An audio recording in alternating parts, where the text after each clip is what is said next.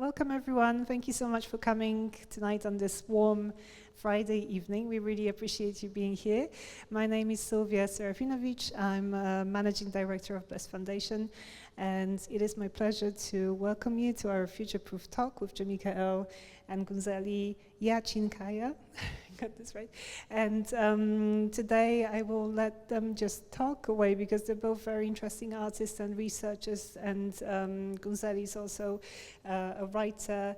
So I'm super excited to hear how they're going to explore the alternative paths in the present that will hopefully lead us to a more sustainable and thoughtful and nourishing futures.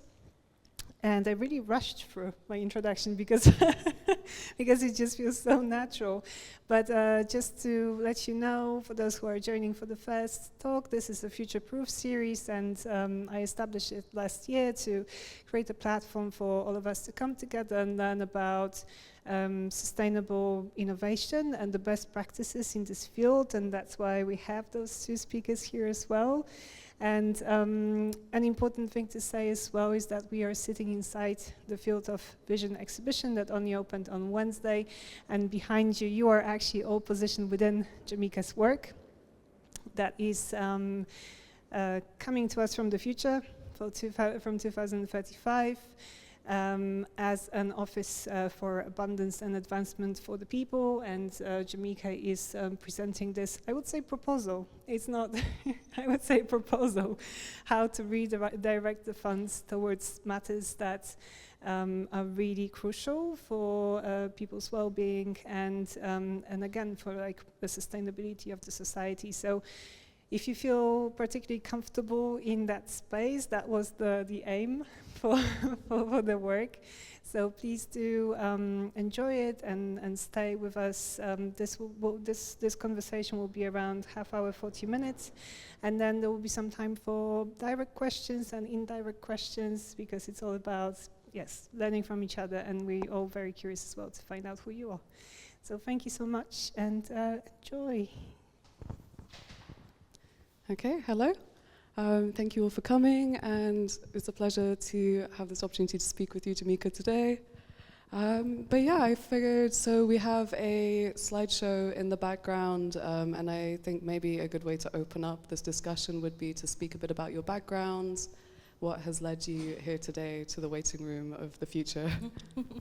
Thank you so much for the introduction, Sylvia. I'm so happy to be here. I will talk a little bit about how I got here and how I've arrived. My background spreads across a few mediums. When I think of my background, there's so much that has happened over the last, I would say, about 10 years. But when I really dial into my background and who I am and where I come from, I think about myself as a daughter and as a mother. I grew up knowing I was a Black American woman for as long as I can remember.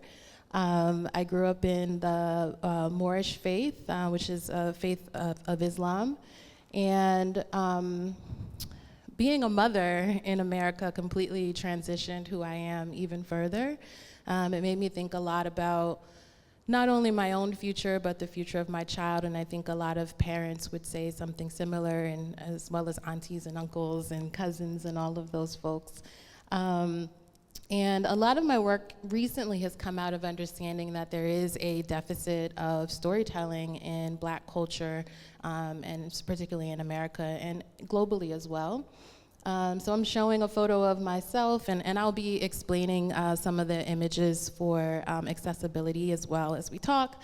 I'm showing myself probably about, 2 or 3 years old. I'm wearing a red turban and a tan dress with colorful elephants, and next to it is a photo of myself and my son, who was born in California, and the two of us are sitting in grass in a park.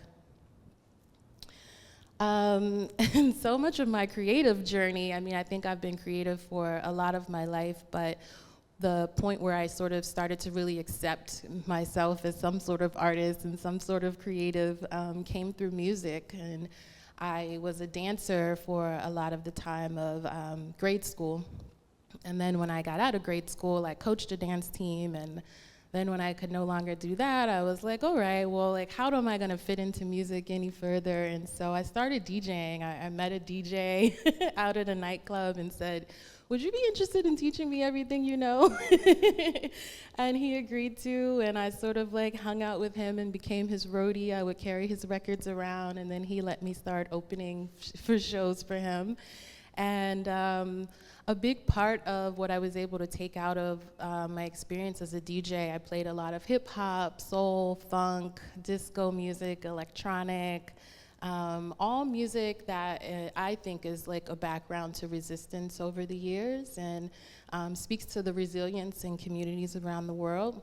And so right now I'm showing an image of myself DJing at Facebook, I believe, for their F8 conference in California. I'm wearing a yellow top, and I'm surrounded by my DJ equipment. I have headphones on and a colorful background behind me.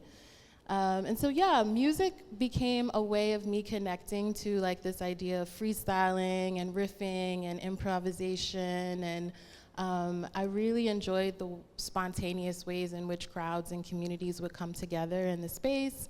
And I was able to kind of be a backdrop for people having a good time and shouting out lyrics that were really about us changing the world and imagining the world in a slightly different way.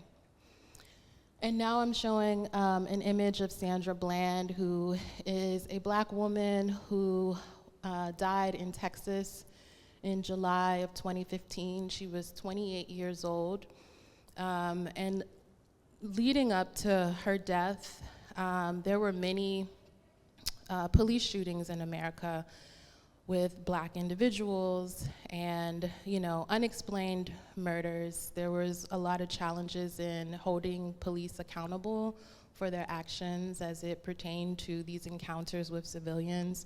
We thought a lot about how police are supposed to be there to protect us, but we were actually losing our lives to them. And during this time, I was working in technology. I was working at Apple, and one of the biggest technology companies in the world. And every day when I would show up to work, I just felt like no one was paying attention to these stories. Everyone was sort of going on about their day-to-day life. And this was before George Floyd, before the pandemic. And so a lot of the Black Lives Matter movement that was starting to take shape still wasn't getting a lot of recognition. And prior to Sandra Bland, they were mostly Black men who were having these encounters with the police. And when Sandra Bland died in the custody of police, I really just saw myself in her in so many ways. She was arrested after being pulled over at a routine traffic stop in Texas. She was on a road trip by herself, and there were so many things I saw in her that was also myself. I was a solo traveler. I would spend a lot of time in the car by myself, and you know, I had been pulled over by myself several times, and there are these moments where you just, you know, don't know, you know, what's gonna happen from that. And so I think this moment of Sandra Bland's life became a moment of me sort of reimagining how I could use my skills as an activist, as a creative technologist, and as a musician to kind of, you know, think about what I could do to bring some awareness to this. So in 2016, I got a fellowship at BuzzFeed, and I worked at BuzzFeed embedding cameras into clothing and creating these like citizen journalist toolkits that would allow people to record their encounters with the police. It was becoming increasingly dangerous to record your encounters on your cell phone, and so instead of like holding your phone out and recording your encounter with the police, which could create more danger, I thought about these sort of inconspicuous ways in which we could embed cameras into our clothing. And so I started researching a lot of soft circuitry. I worked with Raspberry Pis and tiny lithium batteries, and recorded and documented a lot of what this process looked like, and built these like citizen journalist toolkits to help people think about these encounters. This is an example. I'm showing a photo of a plaid baseball cap with a Raspberry Pi and lots of wires and ribbon cables. Now, these were prototypes, so they were not the most exciting things to actually put on your head. You know, it was very scrappy. You would put the hat on, and once you took it off, you'd have a strand stuck between a couple cables, you know. But the idea was that they would inspire people to think about better ways in which this could be done, and to also help build some safety and some security around these moments and movements of resistance that we were having in the streets in the States. And from there, I thought a lot about, like, well, what's next? That was a fellowship. I spent a lot of time researching privacy and security and surveillance and surveillance, and when I would ask people around me, like, well, what do you think is next? And like, oh, you're gonna build a clothing line with cameras in it, right? And the answer became no. That actually did not seem like the solution. I kind of came to a moment of understanding that having the footage of these moments documented, whether it was conspicuous or inconspicuous, the actual footage itself was still not solving the problems that we wanted to see in the world. And so I started my own practice called Motherboard, and throughout the years I had also worked a lot in communications work and some like digital marketing and storytelling for different organizations. And I wanted to think about how to highlight, some of the Black stories. I'm showing a photo now of a Black man with a curly afro. He's wearing Black clothing and a blazer and 2 gold chains, and he has a bunch of flowers emerging from his neck that are kind of stuffed inside of his turtleneck and stuffed inside of his blazer. And the words read, Motherboard is an arts-based research and content studio. And my tagline is research for the culture and futures for the people. And so I think a lot about exactly that, like, what does it look like to research Black culture, to tell stories about the culture itself, and to help people within the culture and adjacent to it build futures that are for us, that are inclusive in a multitude of ways. So now I'm showing a collage with a bunch of publishing that I did over the years, and there are a couple of magazines there. This is probably the period where I started to really play around with mediums outside of DJing. I did some neon sculpting. I published a podcast called Work Wives with a very good friend of mine. And we started exploring and talking about a better way to work, a better way to be an entrepreneur that wasn't so driven by capitalism, and that helped us like imagine alternative ways to sustain ourselves, but at the same time taking care of ourselves and imagining rest and relaxation into that. I also worked on creative direction for a book called Believe in You Money.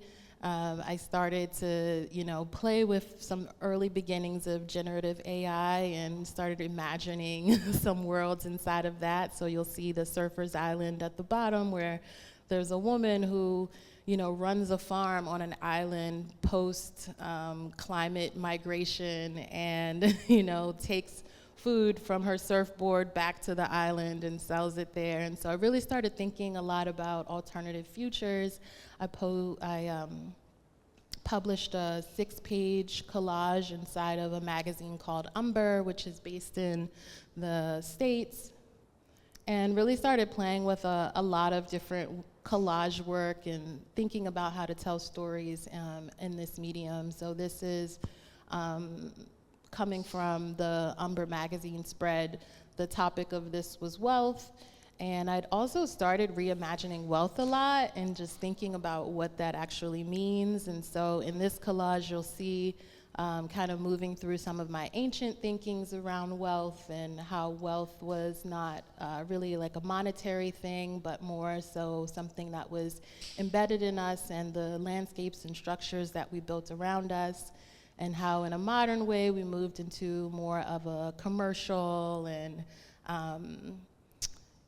very materialistic meanings around wealth, and then imagining a future that has green pastures and is more about wealth having to do with time and the land and the education that we give to our young people, and also with the safety of our children and how they feel that they can walk around and just be safe in anything they're wearing. You'll see in the bottom right, there is an image of a young man in a hoodie, which is also speaking to a situation that happened in Florida with a 14-year-old black boy and an actual citizen who took the life of this young man for walking around in a hoodie. The young man had a pack of Skittles in his pocket. His name is Trayvon Martin, and his life was taken because he was assumed to be dangerous, and whatever he had in his pocket must have been violent and a threat. And so that kind of brings me to today with the waiting room, but that's a lot of the background of what brought me to the work. Yeah, thank you. It's really interesting, like hearing your journey begin with music, because I feel there's actually so many crossovers with the way that, my background's mostly in research, and so research and writing, I know from speaking to a lot of musician friends, actually it's kind of the same, it's just a different medium. You are really drawing from these disparate strands, and kind of collaging in a way to create different futures or different realities. And I love what you were saying about using technology, and you mentioned AI, but I think all forms of technology as a way to, of course, in the systems that we have, they are very much used to oppress, especially through surveillance, but at the same time, especially in certain DIY usages, can really imagine possible futures or different realities, possible presents. So I really love that. So then transition, go on. No, I was just gonna bring up to your point around music. I think it's such a big thing to talk about. I really did not feel like I was an artist when I was a DJ, and only in retrospect am I able to reflect on it and think of it differently. And someone said to me one day that DJs are essentially publishers. And that was yes, we have been publishing mixes, to this audio format, and recording them and, dispersing them through the community in the same way you would a magazine or some sort of writing. So there are so many similarities. Yeah, it's a vibe curation, ultimately. It's a vibe curation, absolutely. So thank you for bringing that up.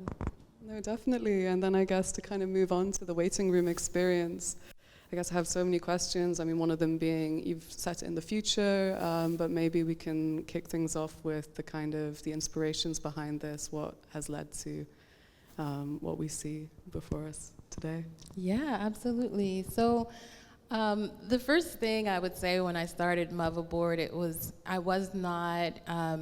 I had not accepted that I had permission to do research yet. We talked about this a little bit earlier. And I thought of research as a very academic thing. It only belonged in institutions. It had to be funded in a particular way. It needed to be backed in a particular way. And then, I found myself actually researching within my community all the time. I'd ask people, I think of myself as an early adopter in a lot of technologies, and so I would say, have you tried such and such platform, and what'd you think about it? And I would get a survey, an informal survey going in the community, and then, kind of take some notes from that. And so finally I sort of told myself, what is it really that we want now? And research was, kind of a guiding star for me. And so then I thought okay, well, what to actually research? And so I'm showing a screen that says what to research. And this sort of perfect alignment of the stars started to come together. I was living in the city of Oakland at the time in California, and the city of Oakland had launched a cultural strategist program where they were looking for actual artists and cultural producers in the community to help solve governmental problems. And so they wanted to reimagine things alongside artists instead of just doing that in this sort of closed net that they usually do. And so they put out a call in the city of Oakland. And then I also had become a member of the New Museum's New Ink Incubator, which is an incubator for artists and technologists, based in New York, but they had made their program hybrid coming out of the pandemic. I had also started taking courses at Institute of the Future, which I had previously thought of myself as a futurist, but have never really thought about what my futurism practice was. And so this gave me a moment to really start thinking a little bit more about a community of practice around futurism.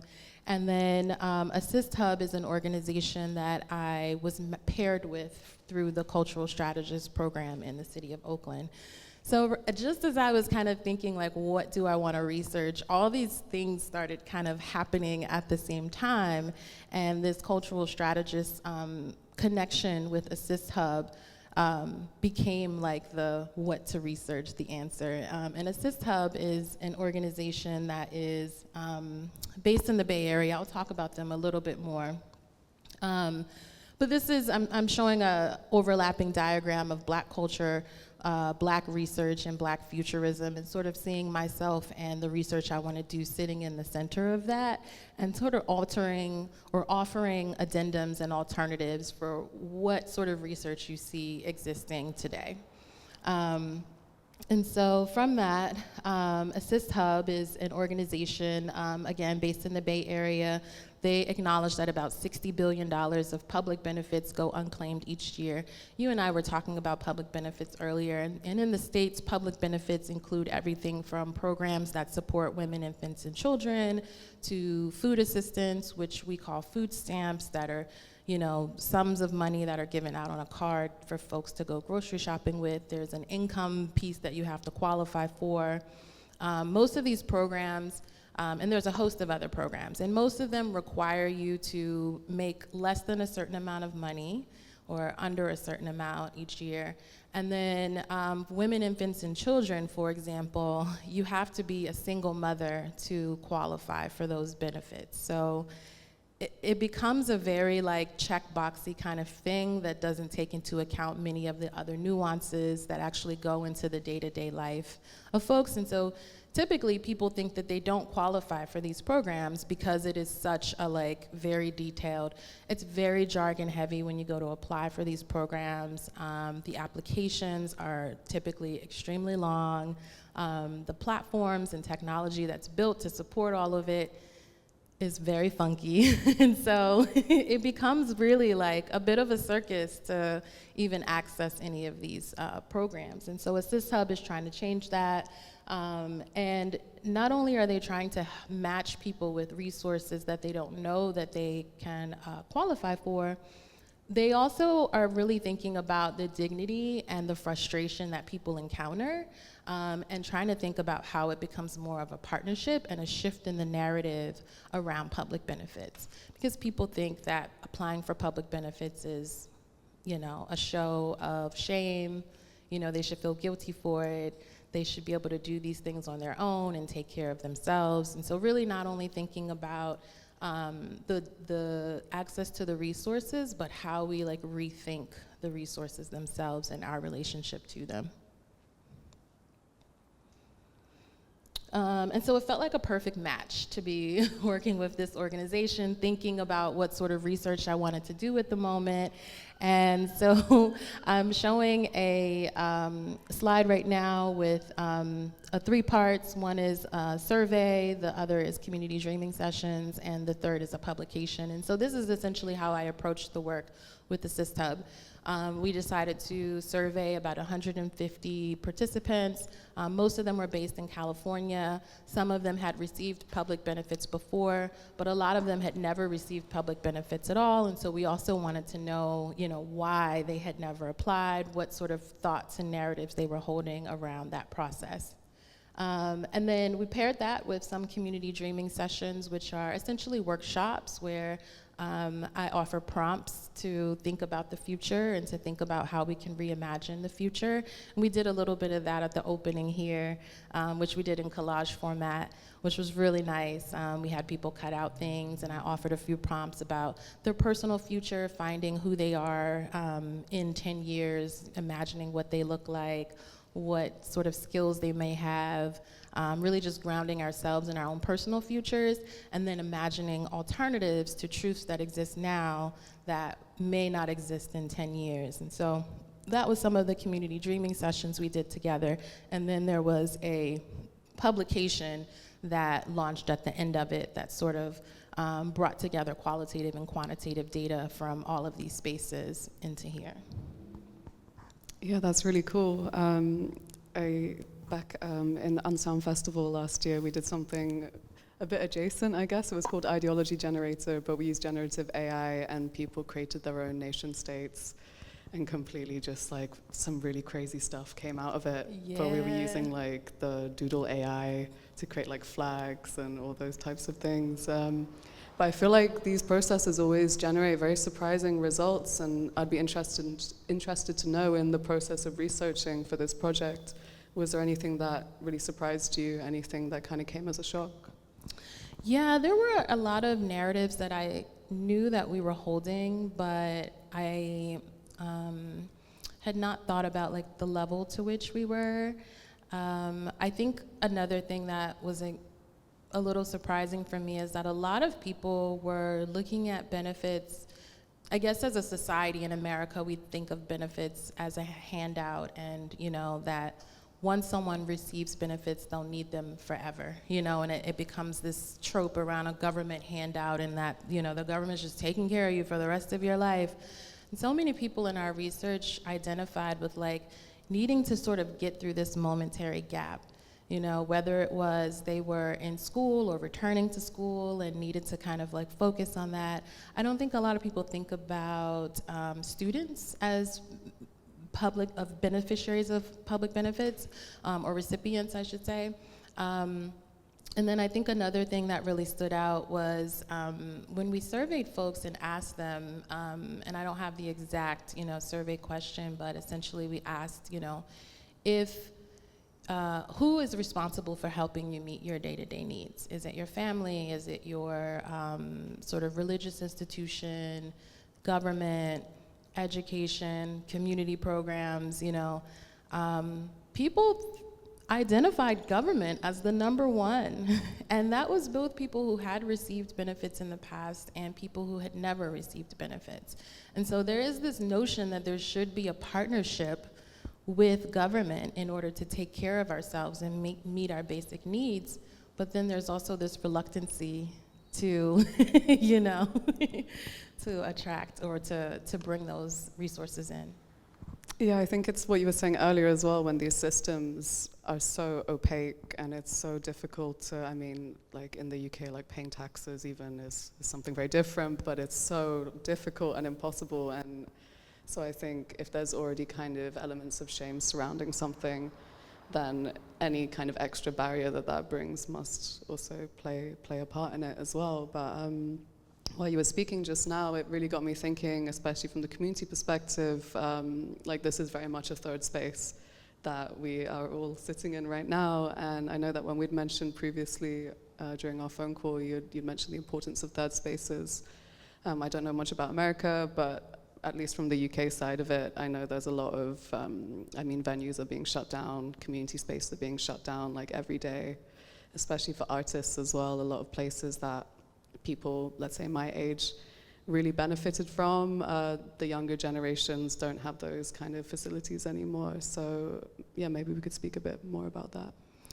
Yeah, I think that we are in the midst of a huge transition, coming out of the pandemic. It still doesn't feel fully over to me. I think that, we are, still wearing masks in a lot of situations and things of that nature, but in terms of the ramifications of the pandemic itself and how it shifted our behaviors so much, I think we're still seeing a lot of that sort of play out, at least in the States we are. And so to your point, a lot of third spaces are closing, and we're really challenged by even understanding the behavior patterns of what people need and want right now. Like, what actually draws you out of your house? What do you, what makes you, like, when do you want to spend time out? Do you want to spend it in the middle of the day, or is it more of nightlife? So I think there's a lot that we still have to understand there.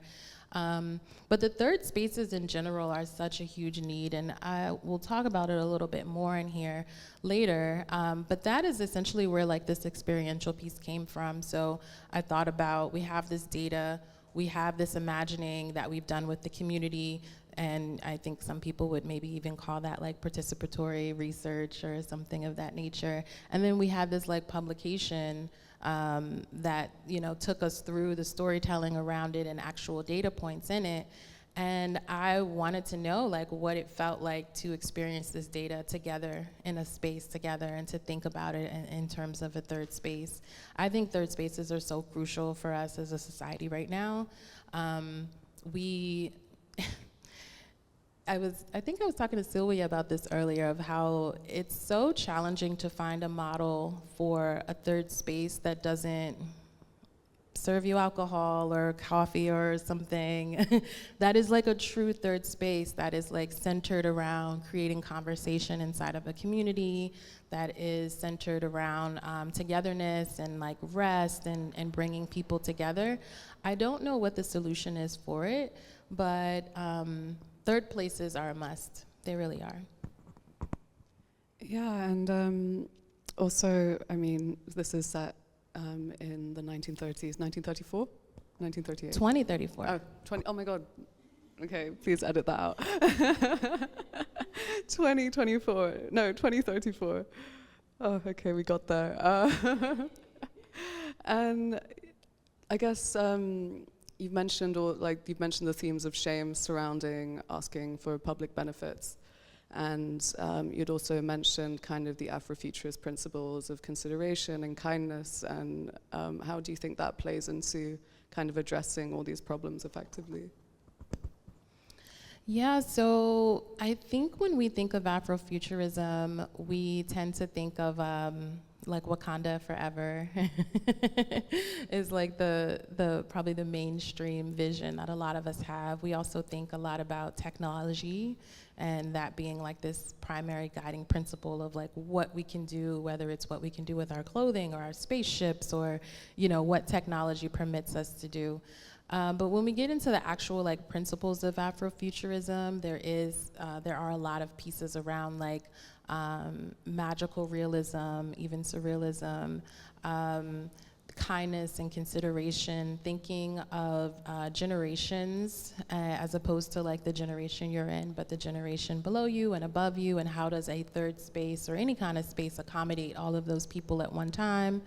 And I think there's a lot of movement towards like feminist leadership, thinking outside of like what we typically experience, which is a very like white patriarchal leader, be it at the top of a country or nation, or even like an army or something like that.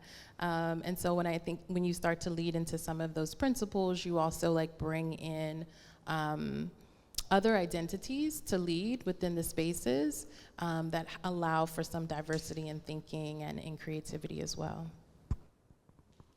Yeah, and I wanted to touch on one thing that I want to say before, because you're talking about technologies, and obviously a big part of both of our works as well, but I think people sometimes forget that I guess one of the earliest technologies, or the earliest technology, is myth-making and storytelling. And I think if we can find ways to incorporate that, whether it's through research or talking to people, and filling that into our visions for the future, that for me, like, at least feels like a very kind of important part of everything we do. But to touch on the aesthetics as well, so I'm seeing a lot of green, and like yeah, I think like a lot of like natural kind of elements being brought into this vision of a public space. So maybe we could talk a little bit about where that came from. Yeah, I think abundance is a word that continues to come up for me, and that's also in the title of the seal, the United States Office of Collective Abundance and Advancement for the People. And when I think of abundance, the most abundant thing that I can think of is growth, and not in like growth of, you know, like profit over profit growth, but in terms of like plants and vines and nature, and just how it grows without permission, how it grows without validation. And I'm thinking like really in the wild, you know, like you don't have to tell a plant it's time to bloom. It just does what it does. And so I wanted to pull on a lot of those notes in this piece, and so you'll see so much greenery around, because it really reminds me of that, of how we can even take some of that thinking into our own experience of like, what are the things that we're waiting for permission for, but can actually just abundantly tap into on our own. And I know that that is like so nuanced within a system that upholds a lot of structures in opposition to that. And I still think that there are ways in which we're able to tap into some of that, at least when we're envisioning a future. I will admit that the futures that I imagine are a bit utopic, and I do also think that that is a bit of a principle or a tenet of Afrofuturism, that it does have to some degree, be utopic, because we're imagining liberation, we're imagining freedom, we're imagining being able to walk down the street with a hoodie on and be able to be free in that. The freedoms that I imagine for my son as a young Black boy growing up in the States, I have to really get into like a utopic way of thinking. And so a lot of the abundance that you see here is, you know, coming from a little bit of that utopia. But I think it's important, and most of the people, when they see the work, they immediately feel good for that reason. And I think it's important to feel a little good about the future. The future can bring us a lot of anxiety. I was speaking with someone the other day about the challenges of even like getting yourself into the future, when you have to think about what you have to do today, how you're gonna eat tomorrow. Those are very real challenges and real problems. And so to even get yourself into a space of being able to imagine a future for yourself outside of what you see today is really challenging. And sometimes when we're able to do that, it feels ridden with anxiety. It feels like there's not a lot of hope. You start thinking about AI and like all the movies you've seen about the future. And a lot of the films about the future don't include people of color, or haven't over the years. And so we haven't even really been able to see ourselves in the future, period. So it does feel dark, and a goal of mine is to make the future feel a little brighter for people, to feel a little more abundant, and to feel like there is something there to imagine outside of what they've seen already. Yeah, I definitely agree with what you're saying. To imagine a future, let alone a utopian future, feels like a big task these days, when, you know, you're faced with the doom scroll and like the news feed, just the kind of information overload that seems to be paralyzing a lot of our existence these days.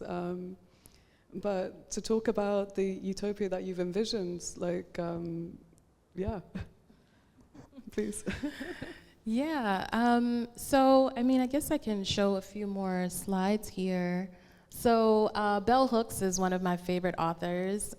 She passed away a few years ago and is a US-based artist. She wrote a book called All About Love, and in that book, or actually in an interview she did about the book when it came out in 1991, she had this quote. So I was watching this on YouTube. I was doing all this research around Bell Hooks, and she has this really wonderful quote where she talks about how we should, you know, triumph in love, and whether we're talking about racism, homophobia, classism, elitism, greed has been what has made the States a less loving nation. Why do we think welfare is bad? We should be triumphing as a nation, that we have the resources as a nation to provide for people out of love.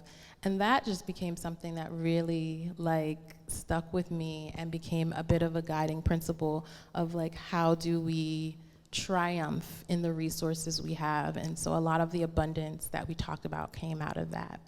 And then, you know, I talked about Institute of the Future, like providing this sort of structured way of thinking about the future. And so this becomes like a little bit of the methodology behind some of the thinking.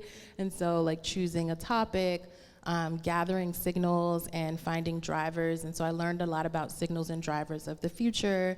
And so a lot of those signals and drivers came in the form of articles that I was reading about, you know, programs to launch reparations, programs to launch some sort of like monthly stipend that would allow artists to live or entrepreneurs to live, you know, and focus on their work.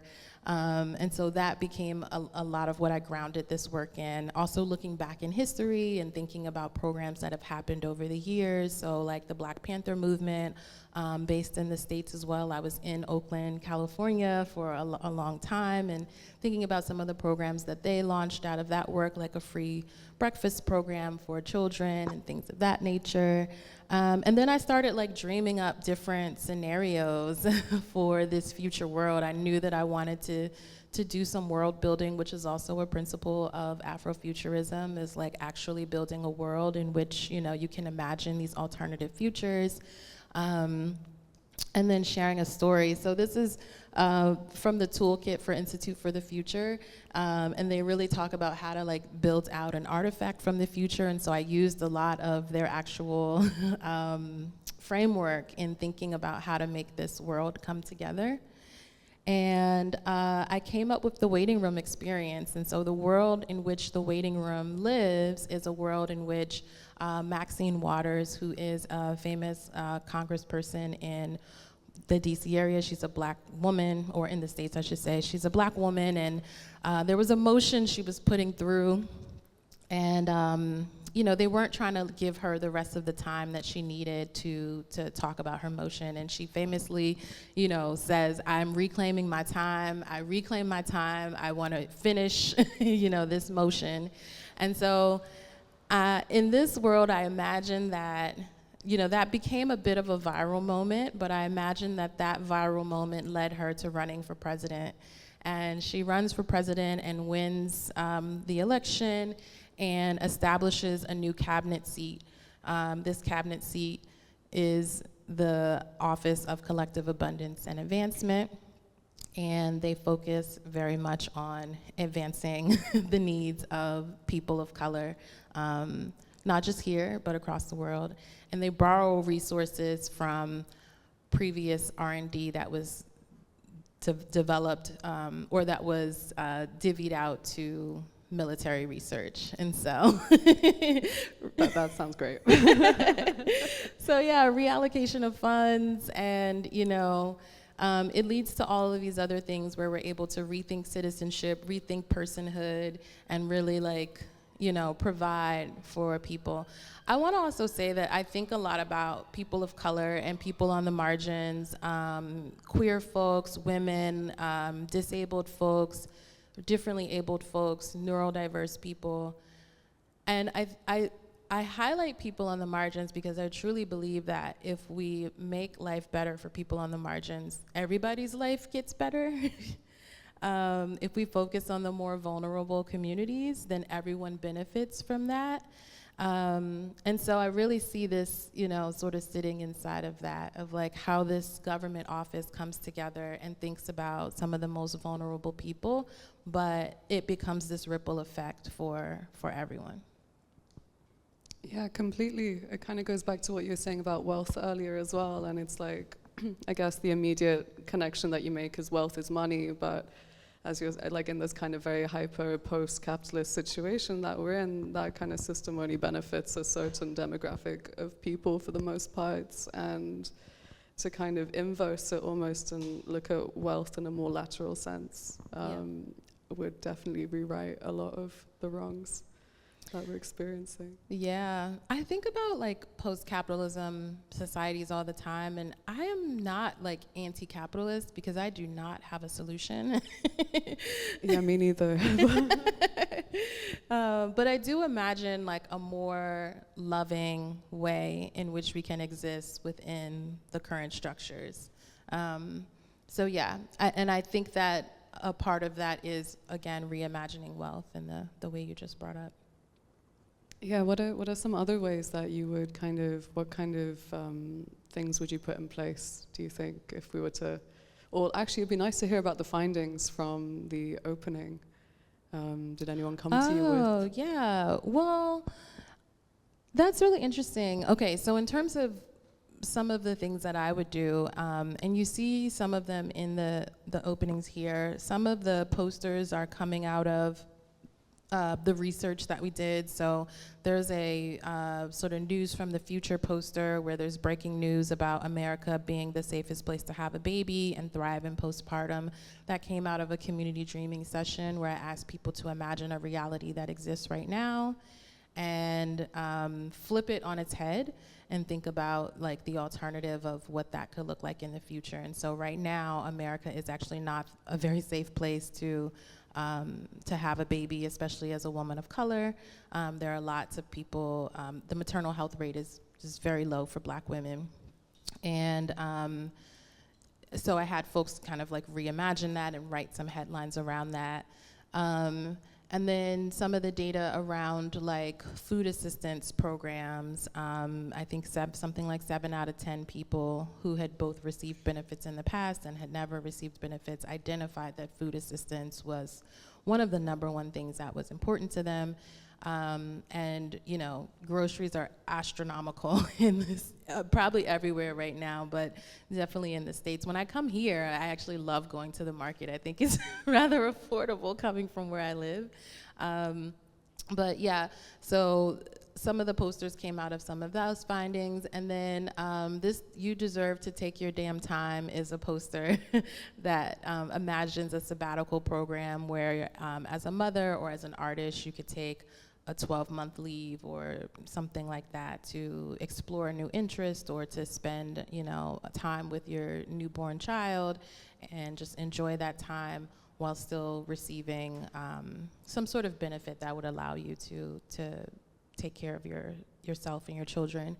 And then in terms of the workshop we held the other day, I don't know all of the futures that people imagined. We did it a little bit organically, and I didn't, one thing I love to do is to give people the space to dream about a future, but not force them to share that future, because I do acknowledge that futures thinking is very challenging work. It is, again, anxiety can come up, all kinds of feelings can come up when you're thinking about the future. So I did have one participant share, just to give an example for the rest of the group.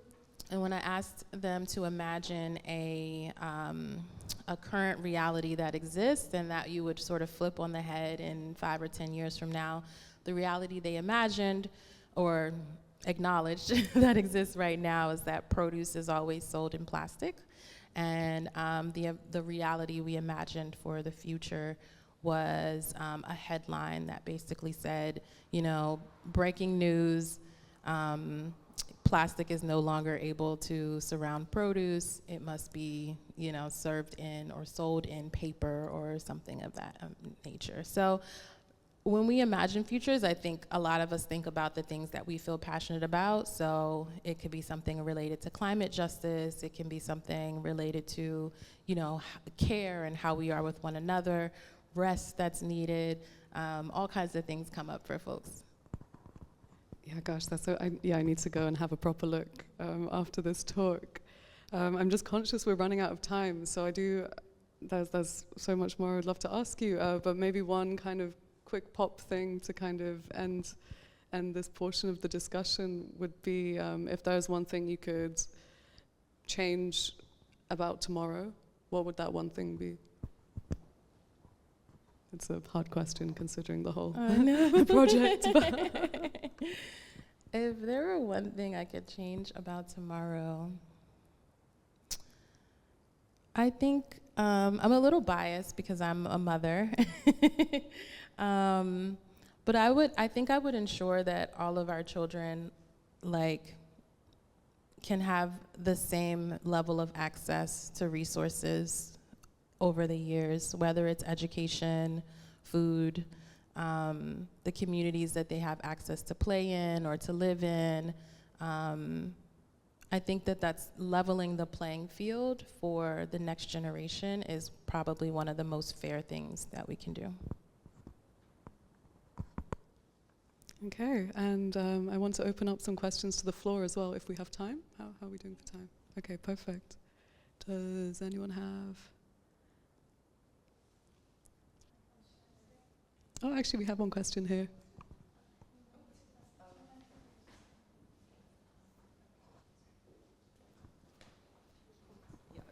Okay. Thank you so much for a really amazing presentation, and it's really contextualized the work really forcefully. I was just wondering how you felt as an artist, if you identify as an artist, but how you feel about the kind of other kind of, I guess, structures and tensions around showing work within a gallery construct, and how important it is for you what gallery, what kind of like social, political, economic context that gallery kind of sits in, or is that, you know, how do you kind of like negotiate those tensions? Sorry.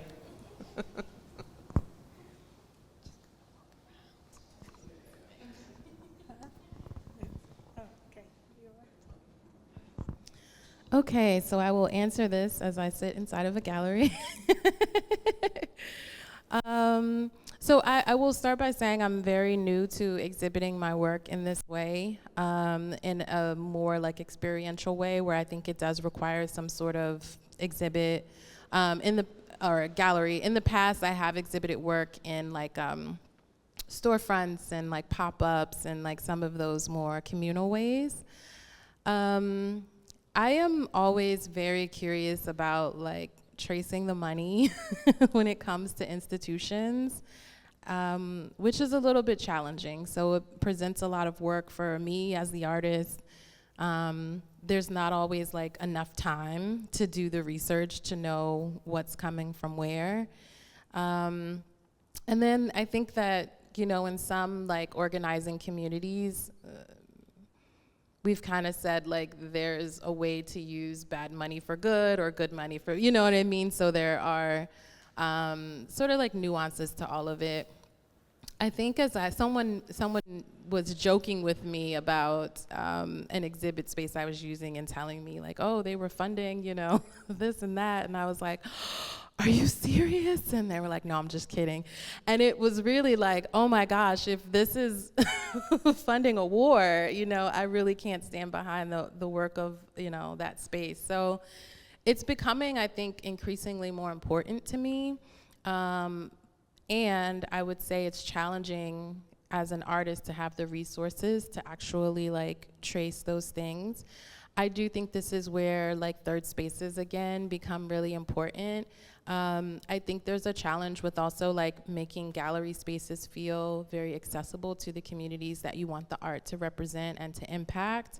And a lot of institutions don't feel the most comfortable, a lot of galleries don't feel the most comfortable for the communities. We've been left out of a lot of that work, both as artists and as like participants in the community. So I feel like it's like one of those like balancing acts, you know, where you got something on your foot and in both of your hands and you're just trying to like make it all make sense. And so I'm just like growing with my work and also trying to like grow in my awareness around how much my work may impact or who it may or may not align with or should or shouldn't align with.